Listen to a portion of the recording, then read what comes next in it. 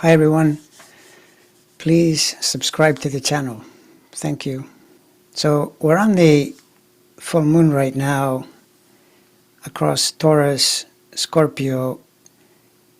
In terms of it being exact, it's tomorrow at around mid-morning on the west coast and mid-afternoon on the east coast in the 22nd degree of Scorpio Taurus. The sun's in Taurus, the moon is in Scorpio.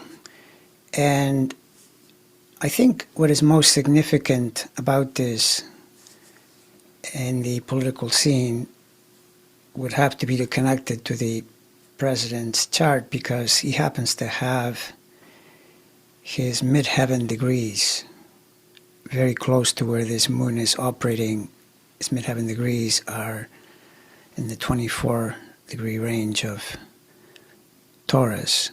And it's also significant that the transiting Uranus is also nearby in the 26-degree range. And this becomes the first immediate concern, in that whenever you have a full moon triggering a big planet like that, that happens to be in a dicey spot, because from there it makes a square angle to his rising Mars, eventually to his ascendant. But all of this in the context of the overall chart.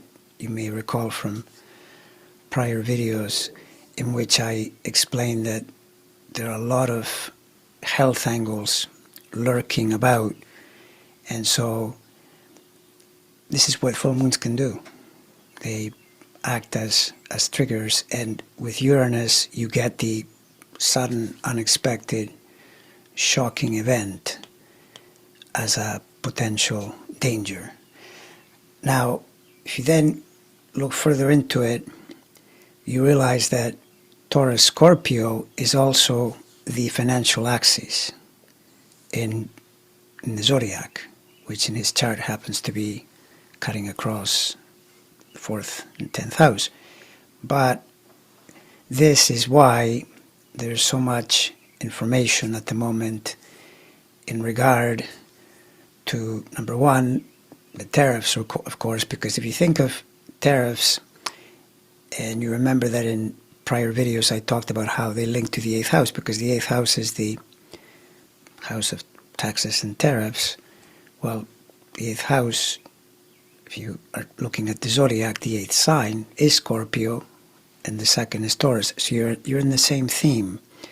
And at the moment, we all know that he's pretty desperate to cut a deal with China, or really with whoever, because we haven't heard about any deals with anyone. This man has painted himself in the corner with what he's done. And so that's currently in play. They're meeting, trying to do something. My suspicion is that the best he'll get is, ironically, some kind of thing like how he's said in the past, oh, I don't have a plan, I have concepts of a plan. They'll probably say they have concepts of an agreement, but very unlikely to get an actual agreement going. And so that's almost always going to be a setback, even if we don't hear about it during the full moon period. It'll probably take a little longer for that to happen. Something else that I've noticed that is very curious in regard to money and payments and so forth is this now brewing scandal about the plane being offered by the Qataris. It's total grift, it's like a bribe, essentially, because they're giving him a plane for his use, and then it would go into his library, apparently with the approval of his Department of Justice, which is totally laughable, because this kind of thing is something you never do. It amounts to a bribe, since then that government can get special favors from you. It's a total not to do, but of course we know with someone like this, he will do this type of thing at the drop of a hat. It's how he operates. However, it's curious to notice that even his strongest supporters, like Laura Loomer, which, by the way, if I mention her name, this is like talking about one venomous snake from the pits of hell attacking another, because I do not approve of anything that she says or does. She's a extremely reprehensible person, as are all these, MAGA maggots, which is what they are.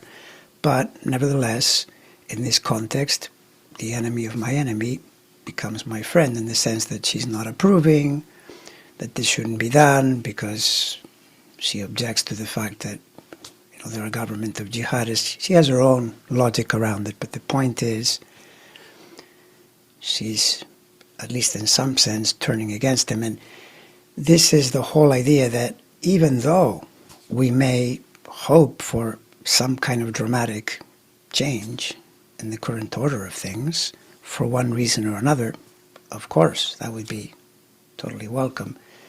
Even so, in the event that we don't get that outcome, then we chip away, death by 1,000 cuts, and any breaks, any cracks in the edifice that we see are always good, because it means that he's running into obstacles. He may even have to pull back from this thing that he's trying to do with the Qataris. I would suspect probably not. The reason is, I mentioned the Uranus, how in his chart is signaling potential danger.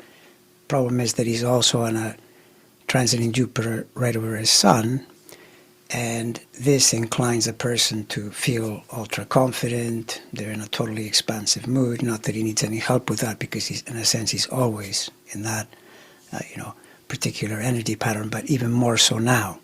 He's feeling like he can do anything he wants.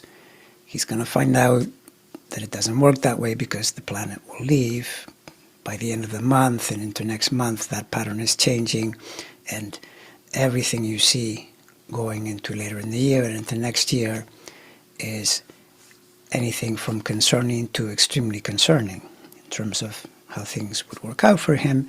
But in the meantime, it's possible he'll get a win here, a win there, maybe this month.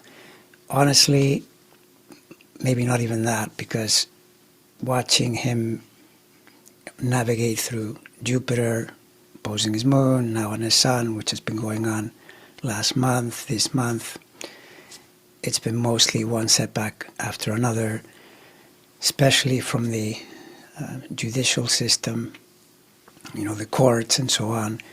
This is going to continue, and it's not going to end up in a good place, but it asks us to be patient, both in the sense of waiting it out to bring him to account eventually, and because what he's doing with the economy, as I've said a number of times, unfortunately, is going to make life harder for all of us, because it means prices are going to be higher, availability of goods will be lower, but it may be the price we have to pay, to ultimately resolve this situation. All right, I'll stop there. Happy Mother's Day to everyone. I'll be doing more videos soon.